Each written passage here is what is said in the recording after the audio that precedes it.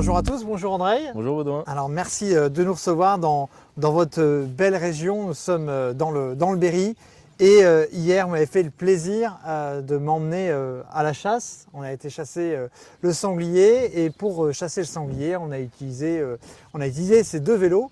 Alors il y a 2-3 mois, pour ceux qui nous avaient déjà suivis, on avait présenté le Carnivore, qui est la Rolls-Royce du vélo pour aller à la chasse.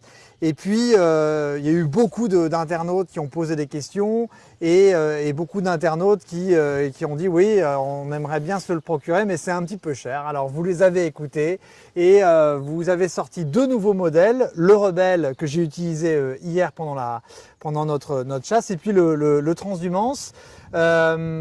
Vous avez compris, entre guillemets, qu'il y avait une forte demande et vous avez décidé justement de changer un peu votre braquet. Exactement. C'était dans l'idée de départ de pouvoir montrer à travers le Carnivore tout notre savoir-faire et notre capacité à produire des machines qui sortent du commun.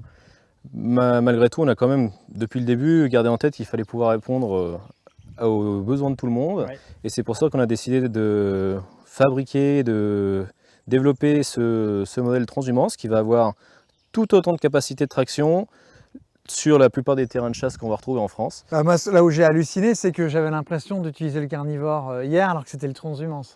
Alors effectivement, au niveau de la puissance de traction, de la capacité de franchissement, on va être à peu près sur les mêmes capacités. Là, on va vite trouver les limites. Ça va bien sûr être sur les terrains beaucoup plus extrêmes, dans des conditions climatiques beaucoup plus difficiles, où le Carnivore va pouvoir se distinguer davantage.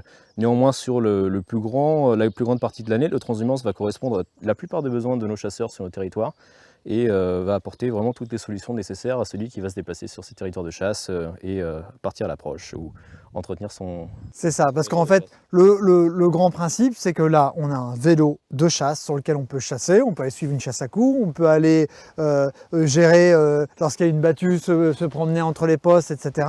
On peut aller chasser à l'approche qu'on a fait hier, et puis surtout, à la fin de la battue ou à la fin de la chasse à l'approche, on peut mettre notre animal derrière son vélo, quoi. Exactement, c'est notre fort en fait. La plupart de nos modèles sont faits pour tracter. Donc on veut réellement proposer à nos clients des vélos électriques à forte puissance, à forte capacité de traction notamment, puisqu'ils vont pouvoir s'associer à des remorques. Donc nous développons nos propres modèles de remorques qui sont tous adaptables sur nos modèles et qui vont typiquement sur, comme celle-ci, la remorque Gazelle, tracter jusqu'à 150 kg de charge. Ça va bien sûr dépendre en fonction du terrain, en fonction de la difficulté du sol et des conditions, mais les vélos vont pouvoir les tracter sur du terrain plat, sur des bonnes conditions, tracter ce type de charge et ça va s'adapter réellement à ce besoin. Et puis alors ce vélo, donc effectivement on peut tracter, là ici il y a un porte-carabine, devant on a une lumière, ce qui nous a permis hier soir de rentrer tranquillement à la nuit sans aucune difficulté.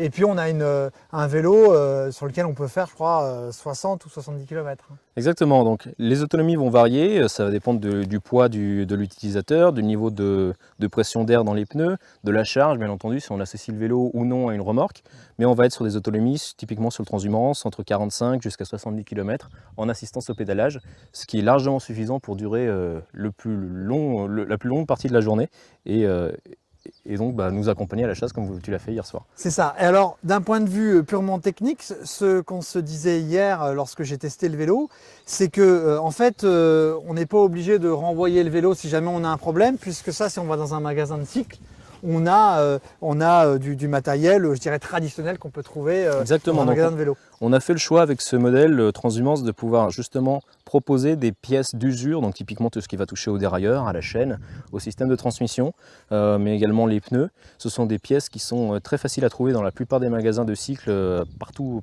en France et qui vont donc permettre un entretien très aisé. Alors ce que j'ai apprécié hier, c'est qu'en fait ça fait pas de bruit, ça va quand même assez vite.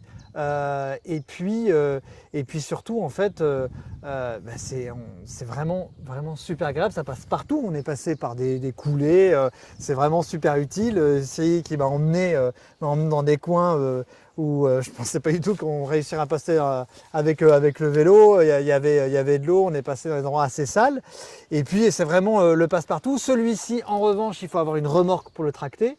À l'inverse du Rebelle que j'avais hier, où là celui-ci on peut le mettre dans une voiture. Oui, tout à fait. Donc pour le transport et pour se rendre sur le lieu de chasse ou sur le territoire, C'est pas un vélo qui est pliant, qui n'est pas compact, qui fait la taille d'un gros VTT. Et c'est recommandé de le mettre sur un porte-bagages ou sur un porte-vélo à l'arrière d'une voiture ou sur une remorque plateau spécifique pour les vélos ou pour les motos. Pour moi, c'est l'option que je choisis. C'est des remorques qui sont relativement abordables et qui permettent vraiment d'aller partout dans toutes les conditions et de ramener son vélo même lorsqu'il est sale sans trop de difficulté. Ce modèle coûte 2300 €. C'est un vélo qui est totalement abordable et surtout c'est un vélo de chasse qui a été conçu pour la chasse. Exactement, donc sur le tarif public, sur le transhumance auprès aussi bien chez Stalker Mad Bike que chez nos revendeurs, on va être à 2390 € TTC, hors frais de livraison en France ou en Europe. Ce qui nous place en fait dans les prix pratiqués sur la plupart des VTT à assistance électrique du marché. Et il faut bien noter qu'on est sur des puissances qui sont bien au-dessus, sur des capacités de traction qui sont inexistantes chez la plupart des concurrents du marché du cycle. Et nous sommes les seuls aujourd'hui à proposer véritablement des vélos à assistance électrique destinés aux chasseurs. Ce transhumance, pourquoi est-ce que c'est vraiment le vélo idéal? Eh bien, il y a plusieurs scénarios. Tout simplement déjà pour celui qui est chasseur, qui est pêcheur, qui est campeur ou qui est un passionné de sport de plein air tel que toi ou moi, le transhumance va permettre en fait d'être un vélo électrique pour tous les jours, y compris le week-end. On va pouvoir partir à la chasse, partir sur le territoire, faire son aménagement, nous accompagner, être nos véritables compagnons à la chasse. On l'a dessiné pour qu'il puisse servir sur tous les scénarios. Il va passer absolument partout, dans toutes les conditions. Il est très facile d'entretien. Donc, et tout ça pour un tarif qui, je pense, va répondre à la plupart des bourses. Donc je pense qu'on a fait quelque chose de bien et j'espère que ça va plaire. J'inverse ma question. Qu'est-ce qu'il y a sur le transhumance qu'on ne peut pas trouver sur d'autres vélos électriques qui sont utilisés aujourd'hui par des personnes qui vont par exemple chasser à court ou l'utiliser pour leur territoire? Alors premièrement, on a décidé de l'équiper de manière à ce qu'il soit parfaitement confortable. Donc on a des garde-boue qui sont extrêmement longs, une puissance moteur qui va permettre de passer sur tous les terrains, à la grosse différence de la plupart des vélos électriques qui sont aujourd'hui disponibles sur le marché, et des pièces d'entretien qui sont extrêmement simples, extrêmement robustes et qui ont fait leurs preuves à travers le temps.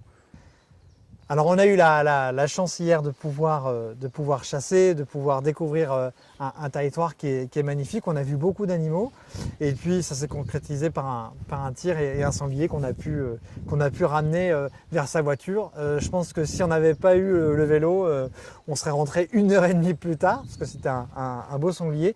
Et c'est vrai que c'est super utile même pour des gens qui vont chasser en battue et qui ont envie ensuite en fin de battue de ramasser du matériel, des panneaux ou même un animal, c'est plutôt pas mal. Et puis comme le disait Andrei, là on peut se faire plaisir à 2390 €, donc n'hésitez pas à aller consulter le site internet de Stalker Mad Bike. Exactement.